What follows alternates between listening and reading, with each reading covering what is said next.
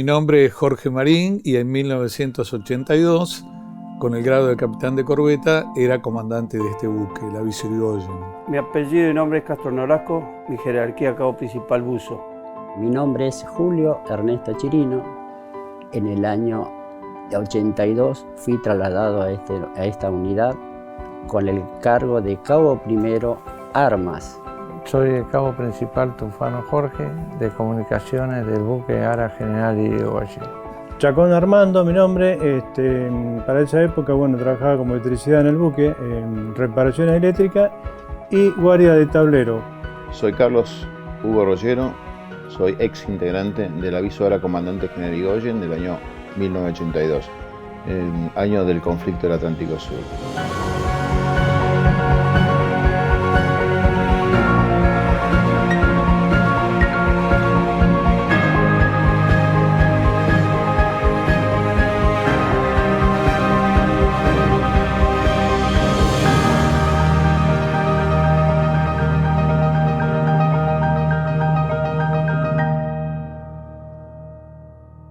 Somos un grupo de ex militares, civiles, que fuimos durante la Guerra de Malvinas, fuimos afectados y estuvimos haciendo acciones bélicas y bélicas de combate durante la guerra.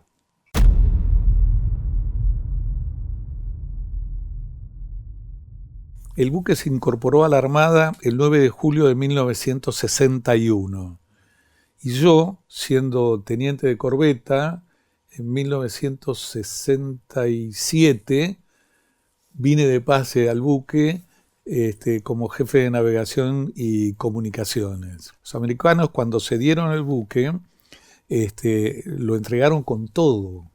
O sea, estaba la vajilla, los manteles, las mantas, los papeles utilizaban ellos, me acuerdo que eran color verde. El buque se llamaba Cahuila. Se incorporó al Teatro de Operaciones del Pacífico en la Segunda Guerra y estuvo operando en Okinawa, en Guam, estuvo en Pearl Harbor y finalizó su tarea ahí en Nagasaki, en la ocupación por los americanos de Nagasaki. Así que, tiene una rica historia este buque, y después vino acá y siguió con la historia acá, ¿no? Allá, operó en el Pacífico y acá operó en el Atlántico Sur y hasta la Antártida.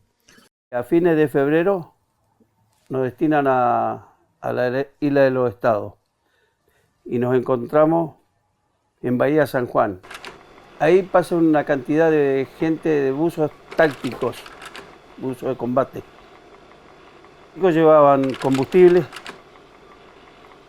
sus municiones, su equipo personal. Y ahí es donde uno de ellos me dice que era muy probable que íbamos a tener un conflicto muy grande. Pero no me terminaron de definir con quién. En abril se desata lo que es el conflicto en sí. Y nosotros zarpamos los primeros días de mayo, como dije. Cuando pasó lo de Malvinas, yo me enteré por televisión. Yo estaba de vacaciones. Lo primero que hice fue comunicarme con la unidad y pedir instrucciones. Inmediatamente me dijeron, que fuera al edificio Libertad, retiraron unos papeles que necesitaba la unidad y me tomaron un primer colectivo para acá, de larga distancia, a Puerto Belgrano. El barco en ese momento estaba en Puerto Belgrano en reparaciones, ya había salido, ya habían tomado las medidas de sacarlo de dique seco de reparaciones y estaba en un muelle haciendo todas las cargas necesarias de los distintos cargos para salir a navegar.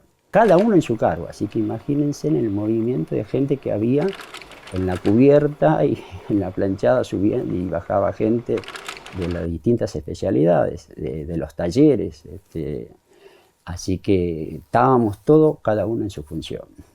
Nosotros antes de zarpar habíamos estado en reparaciones, que unas reparaciones que íbamos a tardar 6 meses, la hicimos en 2 meses con toda la gente del buque. Los maquinistas sacaron los motores, los pusieron, picaretearon el buque todo entero, estábamos en dique seco y trabajamos 12 horas, 15 horas por día y lo que se planeaba para 6 meses, en 45 días estuvo funcionando. Yo era el comandante, así que era el responsable de llevar adelante y de conducir la misión que tenía asignada la unidad. Navegar aguas durante el conflicto de guerra era, digamos, con confianza, con seguridad del riesgo que uno asumía, que la misión implicaba, así que preparados, que nuestra misión era, del punto de vista logístico, de búsqueda y rescate. Básicamente era un buque que cumplía esa función. Y el día a día se vivía porque yo estaba 12 horas adentro de la radio, Albita otras 12 horas y nos íbamos relevando permanentemente. O sea, vos estás trabajando y si te pones a pensar o darte que manija que te va a pasar algo, no va a vivir tranquilo. Entonces estábamos todos, cada uno en su función, haciendo el trabajo que teníamos que hacer. Lo vivíamos con mucha intensidad, mucho miedo, porque ya sabíamos lo que había pasado con el crucero. Así que vivíamos con miedo todo el día. Vivíamos, me acuerdo, con una bolsa de supervivencia puesta de encima y el salvavidas puesto. Íbamos al baño, íbamos a comer, iba a hacer la guardia del tablero y llevaba la bolsa de supervivencia donde llevábamos algunos alimentos como el chocolate y ropa de abrigo y el salvavidas puesto porque sabíamos que en cualquier momento podíamos ser atacados por los ingleses. Dormíamos vestido y con el salvavidas de almohada, ¿no? Teníamos el salvavidas, una bolsita con emergencias. ¿Por qué? Porque cuando salíamos a cumplir una función, el cambio de guardia, por ejemplo, ya íbamos con eso a todos lados.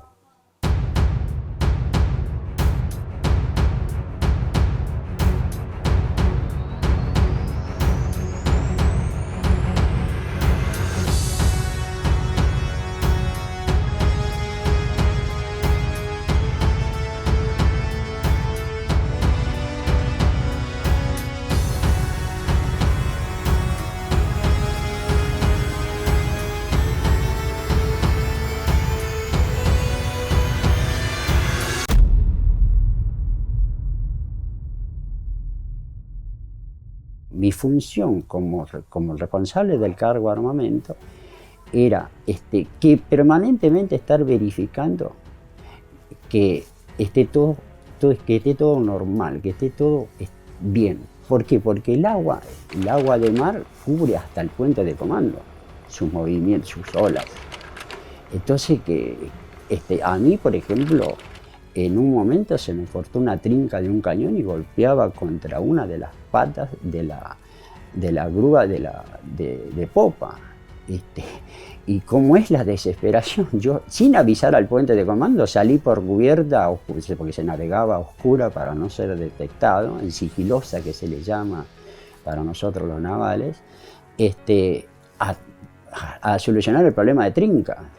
Bueno, mi función en el buque era de la parte eléctrica, aparte de algunas reparaciones que hacía específicamente como ser del giro compás, tenía que hacer guardias de tablero, de máquina de popa, que eran guardias de 6 horas, 6x6, que controlábamos los generadores que estaban funcionando a 220 volts y la distribución de energía eléctrica a todo el buque. Así que unas guardias eran bastante complicadas, ya que en esta unidad no teníamos aire acondicionado en esa época.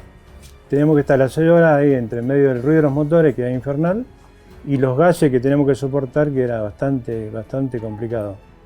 Así que esas guardias se hacían interminables a veces. Y me acuerdo siempre que terminábamos esa guardia, me iba a máquina de popa, salía afuera a cubierta a tomar aire porque no se podía respirar en esos lugares. Así que ahí revivía un poco, tomaba media hora de aire, pasaba por la cocina, agarraba algo para comer y me iba a descansar hasta que pudiera tomar de vuelta la guardia. Las comunicaciones del barco son generalmente en VHF porque se trabajaba con radio-teletipo. Entonces recibíamos los mensajes en radio-teletipo cifrado y nosotros acá con un patrón lo descifrábamos y aclarábamos los mensajes. Eso es porque el enemigo no, si hablamos en claro, el enemigo descubre todo, entonces se hacía todo cifrado. Y de ahí se le entregaba al comandante todos los mensajes que se recibían, las órdenes para el buque o para los movimientos de los otros buques para que nosotros tengamos en claro en qué posición estaba cada uno y qué es lo que estaban haciendo y qué es lo que estaba pasando. Nosotros nos comunicamos y sabíamos de primera mano todos los mensajes. Cuando hundieron el crucero Belgrano nos enteramos primero, antes que salgan los diarios, antes que salgan en otros lados. Yo tenía en ese momento 16 años, salí, digamos, mi primer pase fue la fragata Libertad. No salió a navegar ese año porque obviamente ya se sabía del conflicto. Y mi pase directamente fue a esta unidad, lo avisó la comandante Genérico. Convengamos que esta fue mi primera experiencia durante la Marina, un barco chico, digamos que me costó habituarme, pero es un barco donde acá hay mucha camaradería. Vos calculás que en este barco tan pequeño estuvieron 86 personas, donde todos dependíamos uno del otro. Si bien cada uno tenía una función específica dentro del barco, tanto el cocinero como el de comunicaciones, como el artillero, el enfermero, cada uno tenía una misión específica dentro de la guerra. Yo, por ejemplo, era municionador de uno de los cañones. O sea, si bien teníamos internamente una función específica en el barco, durante la guerra teníamos nuestra función específica de combate. Mi profesión es buzo profesional salvamentista a bordo de la Vicio Irigoyen. Y bueno, las funciones a bordo son de reparar en caso que sufriese alguna avería el barco o rescatar algo del fondo del mar, ya sea una nave o una embarcación menor, lo que sea. Cada uno tiene su función, cada uno tiene sus horarios. En realidad, el que no tiene horarios es el comandante, porque está siempre, digamos. Puede estar acá, ese era mi lugar, acá en el puente, o puede estar en algún otro lugar del buque, pero digamos siempre dispuesto, siempre disponible las 24 horas.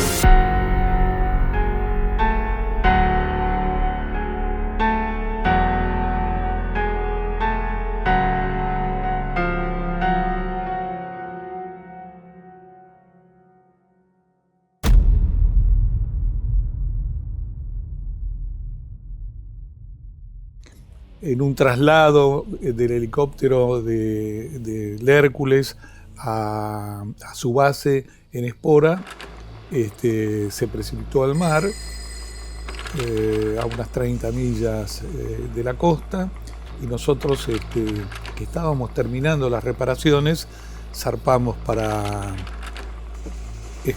cumplir exactamente esa función que te comentaba de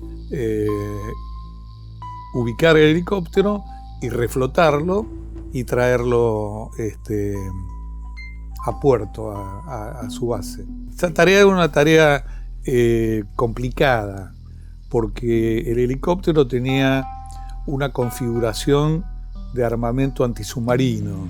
Tenía un torpedo marca 42, era la denominación que se utiliza contra submarinos, lanzado desde una aeronave, y también tenía una bomba de profundidad. Con los buzos fueron los que estudiaron cómo se desactivaban esas dos armas que tenía el helicóptero antes de reflotarlo, porque realmente no sabíamos en qué situación estaba ese armamento, si estaba activado o si estaba en una forma inerte, ¿no es cierto?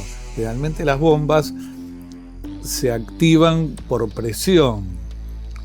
Entonces, bueno, esto estaba a 30 metros de profundidad, tranquilamente la bomba podría haber estado activada. Nos dirigimos al rescate de un helicóptero del Ara Hércules que se había precipitado, quien estaba haciéndole una custodia permanente a un submarino nuclear de las fuerzas enemigas.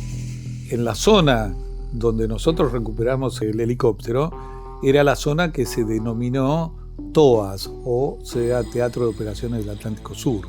Bueno, en este caso tuve que ir a hacer una inspección primero. Ya me habían previsto que no fuese a hacer ningún golpe brusco porque eso podía explotar. Una vez que llegué al lugar, puse una soga para subir y bajar, ya ubicado el helicóptero.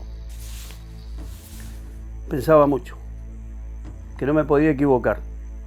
El mínimo error podía ser fatal. Una persona sería una, pero había una tripulación completa. Ahí sí sentí un poco de temor. En esa oportunidad me tocó hacerlo a mí. Por suerte, con éxito. Le avisaron al comandante y zarpamos a puerto de vuelta, que entramos de noche, para que no se haya visto el helicóptero, cosas secretas de la fuerza.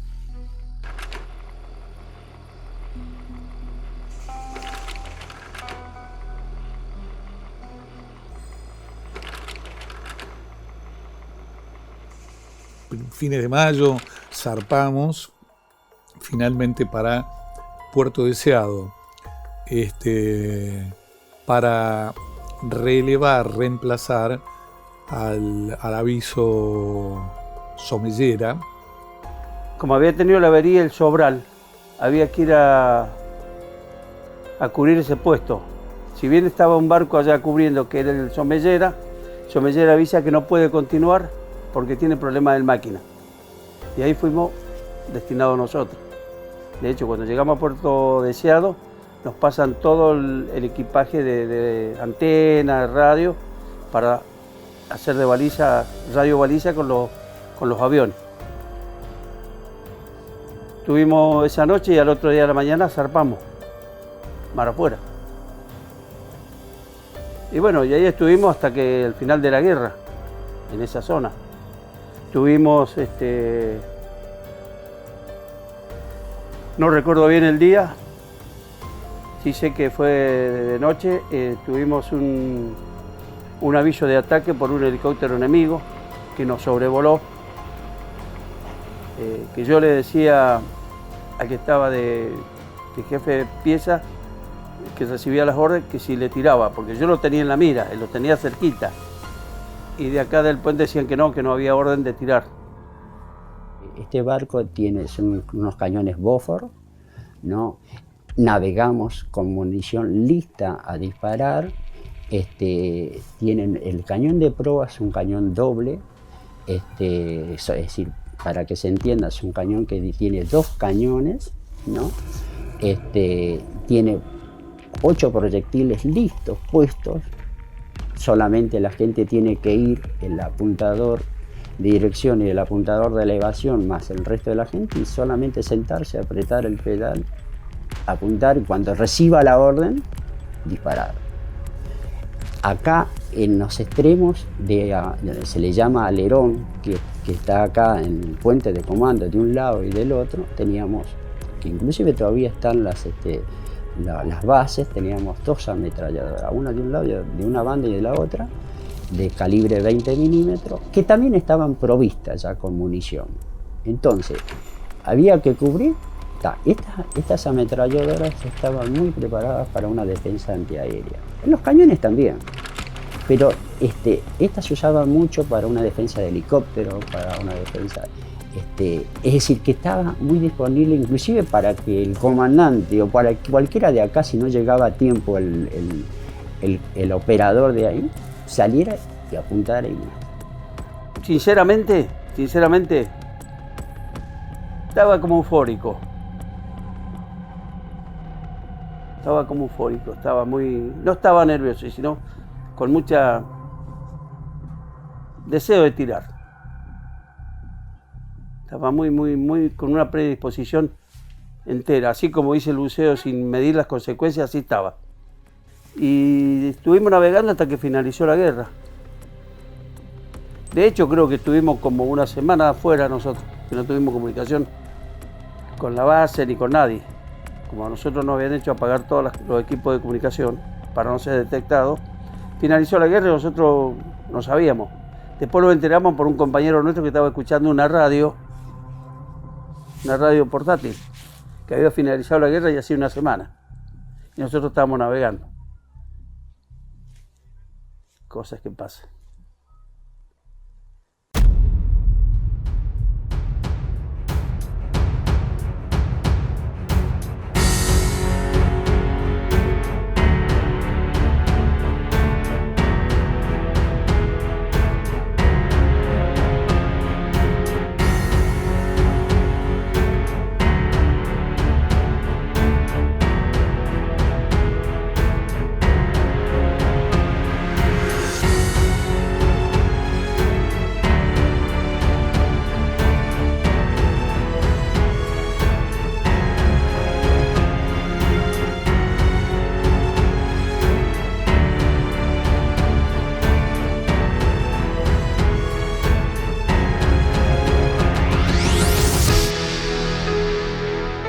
Cuando venía viajando, yo soy de Jujuy, sentía una gran desesperación por llegar, ¿no? Y una gran nostalgia cuando empecé a ver los palos del barco, una gran nostalgia, porque hacía años que no lo veía. O sea, la verdad que uno nunca se olvida. Muy lindo, muy lindo. Y subir al buque es una alegría gigante para mí. Yo estuve 4 años me pasé acá, así que viví bastante acá arriba. Y para mí es una alegría enorme. Y encontrarme con mis compañeros, doble alegría. Porque a pesar del tiempo transcurrido, 37 años, que es bastante, somos un grupo unido. Y nos comunicamos, tenemos nuestro WhatsApp del grupo y nos comunicamos. Cuando vuelvo al barco siento mucha nostalgia y pienso todo lo que vivimos. Yo durante estos 3 años que estuve en la unidad, recuerdo muchas cosas lindas que nos pasaron con toda la tripulación, que éramos un grupo muy unido. Y después todo lo que tuvimos que sufrir también, que fueron muchas cosas, ¿no?, a bordo del buque. Así que son recuerdos buenos por un lado y por otro recuerdo también, por otro lado, pasamos muchas cosas malas que mejor olvidarlas, ¿no? Hemos sufrido mucho en esta unidad. No le podía explicar a mi hijo recién, cuando veníamos entrando. Le digo, pasé tantas cosas lindas, tantas cosas difíciles. Hice muchos amigos, compañeros. Vivimos momentos muy lindos. Y cuando llegué al barco hace rato, me costó encontrarlo. Es como que no quería que volviera yo. Porque pasé, volví, volvimos otra vez. Y mi hijo se paraba por ahí, le preguntaba a uno, le preguntaba a otro. Y cuando pisé la planchada, le digo, sacame una foto, le digo, por si no lo vuelvo a ver.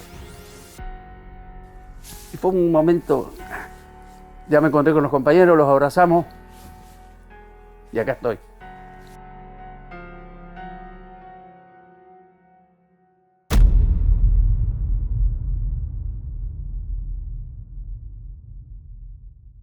Esto hoy por hoy, digamos, yo he sido reconocido por la justicia con todos los beneficios. El resto de la tripulación está esperando sentencia, la mayoría en primera instancia, inclusive el comandante. Referente al proceso judicial, mi reclamo empieza en el año 98. Si bien, digamos, todos los reconocimientos judiciales, o sea, por ley, fueron a partir de, digamos, el año 82, se fue modificando esas leyes, llegando al 98, digamos, teniendo la posibilidad del personal de cuadro y civiles poder tener reconocimiento como veterano de guerra de Malvinas. Fue un proceso muy largo, pedí un reclamo administrativo a la institución en el año 99, donde se me contestó que el barco no había operado durante la guerra de Malvinas. Eso consta en la foja 235 de un juicio que se inició en el año 2005, que el barco no había operado, que había estado en reparaciones durante la guerra. En base de esa información, la verdad que uno empieza a dudar si realmente uno está bien, digamos, en sus cabales, porque obviamente yo tenía una idea de la guerra que obviamente la Armada no la tenía. Empezó un proceso judicial y una investigación que duró 10 años.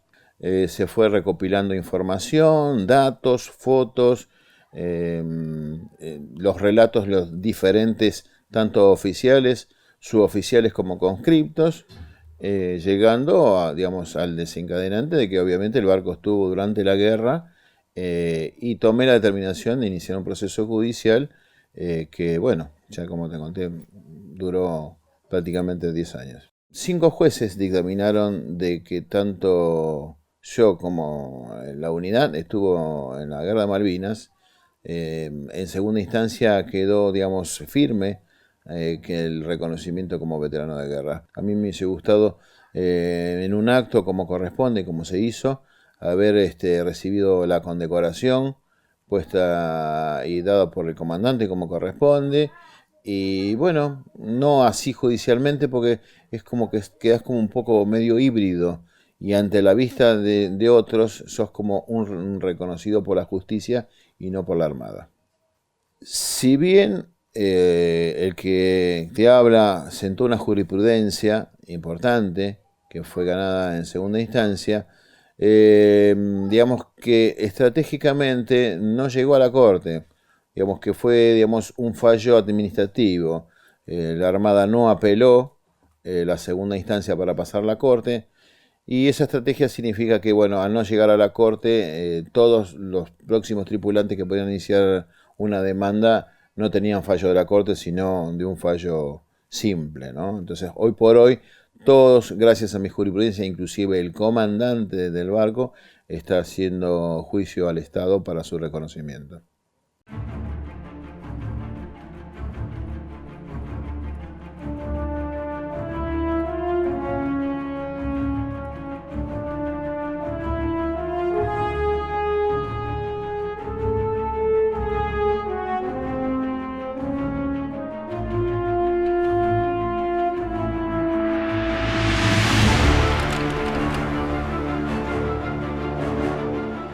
El aviso comandante general Irigoyen nació como el USS Cahuilla en el año 1944, en plena Segunda Guerra Mundial. Durante la Guerra de Malvinas, recuperó del mar un helicóptero con su armamento y recibió órdenes de relevar al aviso Somellera, para lo cual se trasladó a Puerto Deseado. Convengamos que no fuimos reconocidos primero por una desprolijidad de parte de la Armada. Si bien el comandante pidió el reconocimiento de forma extemporánea, porque pasaron casi más de 20 años que el comandante pide el reconocimiento, fue la primera falla, porque obviamente si el comandante hubiese pedido en tiempo y forma de reconocimiento, hoy seríamos todos reconocidos. En el caso mío puntual, en el juicio, ocultaron hojas del libro de navegación para que yo no pudiera ser reconocido. Eso fue hablado y fue demostrado en sede judicial, y fueron presentadas las pruebas de esas hojas faltantes donde se reconoce que el barco estuvo dentro del teatro de operaciones, fuera de las 12 millas impuestas por el Reino Unido. Yo pienso que ha sido un error de la Armada, que ha cometido mucho durante la guerra y después de la guerra cometió. Y también después parte de las autoridades del buque también que no hicieron su reclamo a su debido tiempo. Así que ha sido parte compartida, me parece, de la autoridad del buque y de la Armada, que en ese tiempo, durante la guerra, se cometieron muchos errores.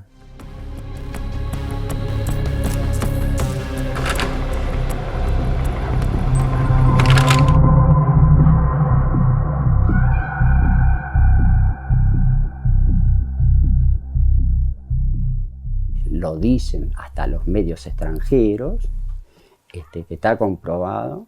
Ustedes vieron que hay un hombre, 2 hombres reconocidos, y fue una irresponsabilidad de nuestras autoridades navales, fundamentalmente, que no hicieron los informes correspondientes en su momento. No sé qué pasó en la Marina. Lo único que vimos es que había un mensaje secreto, un informe, en donde estábamos. Y uno con un crayón negro nos tapó, y que es como dice el verso, nos borraron de un plumazo, y así quedamos nosotros fuera del sistema ese.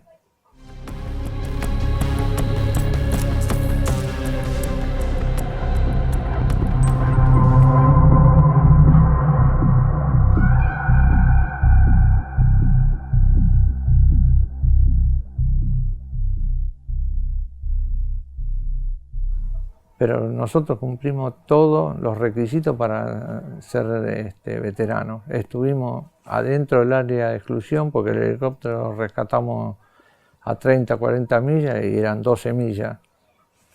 Y después donde estábamos haciendo el buque radio baliza estábamos a 20 millas de la costa. 20 millas de la costa es más de las 12 millas que dice la ley. Igualmente estábamos cumpliendo una misión naval para hacer la trigonometría esa con los aviones. O sea, era una misión importante. En uno de los de las publicaciones habla un ex integrante de la Armada, un oficial que fue el segundo jefe de la Armada, Benito Rótolo, donde dice que estuvo en maniobras con oficiales ingleses y en comentarios hablaban sobre un submarino. Ese submarino estaba en la ría de Puerto Belgrano. Eso está publicado, es un documento público publicado por la Armada Argentina. Y dice que ellos sabían que dentro de la ría de Puerto Belgrano existía un submarino que no podían detectar porque era un submarino nuclear. Lo que yo puedo presumir es que fuimos a rescatar ese helicóptero en una forma disuasiva para que, o sea, que la propia Armada podía detectar ese submarino inglés. Ese efecto disuasivo nos podía haber costado la vida, porque obviamente estábamos en zona de conflicto, en zona de combate. Esa no fue la única misión que tuvo el Irigoyen. El Irigoyen después recibió la orden de ir a Puerto Deseado a relevar al Somellera y al Sobral. El Sobral le volaron el puente, el Somellera con problemas de máquinas, y quedamos a cargo de las 2 bases que estaban, digamos, que salían todos los aviones hacia y que venían de Malvinas. Se nos colocó una radiobaliza para que los aviones detectaran el continente y llevaba buzos de salvamento para que también se utilizó como una estación de socorro, para que esos buzos, en caso de eyectarse los pilotos al mar, fueran rescatados. Digamos que fue de la función del Irigoyen durante la guerra, no solamente fue el rescate de ese helicóptero, sino que estuvo en Puerto Deseado, estuvo en 4 oportunidades fuera de las 12 millas impuestas por el Reino Unido, en el rescate del helicóptero estuvo a casi 30 millas, se desactivó toda la parte de antisubmarina, y bueno, la misión que estuvo en Puerto Deseado fue también en una zona, digamos, bélica y de combate, porque obviamente estábamos fuera de las 12 millas y estábamos, digamos, cumpliendo una acción bélica que era relevar esos 2 barcos que fueron reconocidos en la guerra y nosotros no.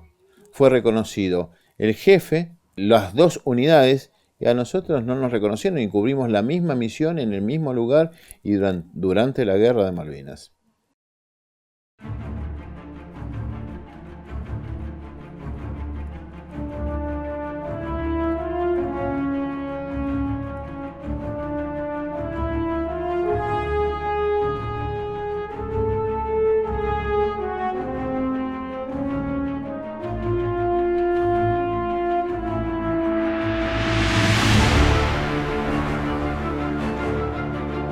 Yo creo que los motivos por los cuales no nos reconocieron son varios, pero hay uno que para mí es el principal.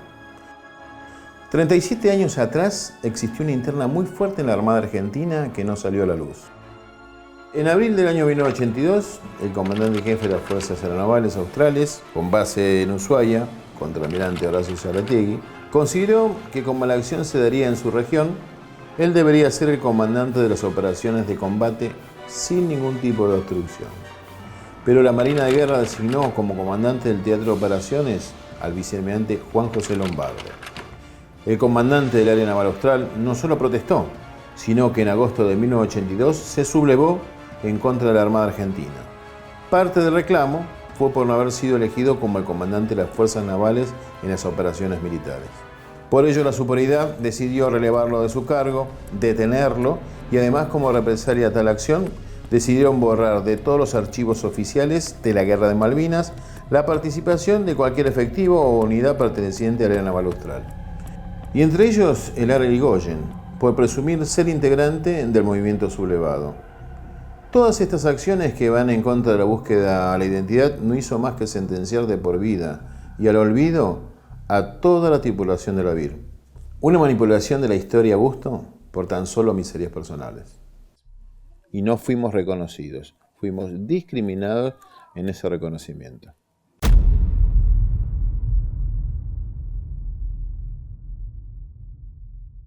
Si bien todos están esperando su reconocimiento, y digo reconocimiento de forma moral, porque no quiero que por ahí esto se malentienda. Sabemos que esto tiene un reconocimiento económico a través de una pensión, pero la mayoría de estos compañeros míos están buscando el reconocimiento moral, como el que estoy buscando yo, que se nos reconozca verdaderamente como un barco que estuvo durante la guerra. No queremos compararnos con la gente que estuvo en combate, que esa es otra legislación. Este barco, según las legislaciones actuales, tiene que ser reconocido con toda su tripulación. Pasaron 37 años y seguimos haciendo juicios. Hay procesos que hacen 8 años que están en primera instancia y no prosperan. La gente o compañeros van falleciendo, van muriendo y sin ese reconocimiento. Estoy muy disgustado porque yo digo que la institución tendría que haber el Estado más la Armada tendría que haber visto bien, analizado bien qué unidades, qué personal participó en el tema Malvinas. Nadie dijo, yo me desembarco, yo me enfermo, yo no voy. Si bien estamos por contrato, se puede hacer, pero nadie lo hizo. Y es muy, muy importante que así es. Y tiene que ser reconocido. Yo me tengo fe que tiene que ser y va a ser reconocido el barco. Sinceramente, creo que debe ser reconocido, como tantos otros buques que cumplieron funciones similares lo fueron. La importancia del reconocimiento básicamente es del punto de vista personal, del punto de vista, yo te diría, más del punto de vista familiar. Miedo teníamos todo. Hicimos reparación y después volvimos a reemplazar al que tenía que hacer el Sobral, que le habían volado el puente de comando por tener el equipo de radio y por dispararle al helicóptero, el otro le tiró un misil, le voló el puente de comando. Y nosotros estábamos haciendo la misma misión, o sea, estábamos en el mismo periodo que estuvo el alférez Sobral. Y yo la parte de la económica, bueno, sería importante, pero sería más importante el reconocernos que somos veteranos realmente, que hemos actuado en la Guerra de Malvinas, y poder decirle a toda la familia, amigos, decir, yo estuve en el conflicto de Malvinas y soy veterano. Pero muchas veces cuando nos juntamos a charlar con la familia o amigos nos cuesta decir, mirá, sí, soy veterano de guerra. Sí, ellos saben la verdad.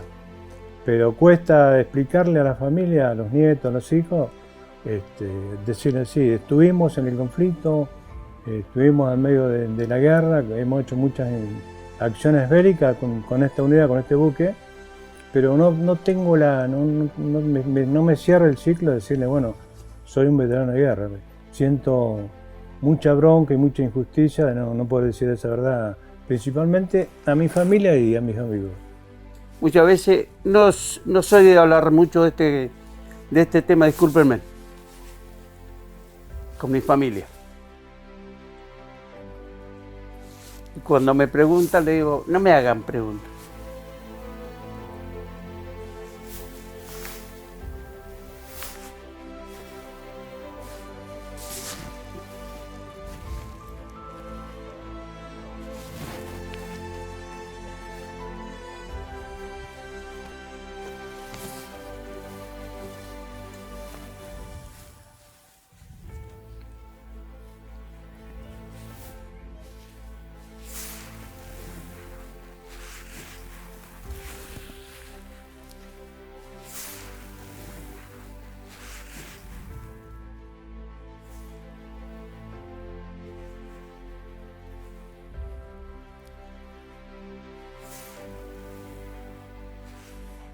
Lo volvería a hacer, ¿eh? Quédense tranquilos. No sé si estaría en las mismas condiciones físicas como cuando tenía 27 años. Pero lo vuelvo a hacer. Estoy totalmente convencido de eso. No estoy arrepentido para nada, al contrario.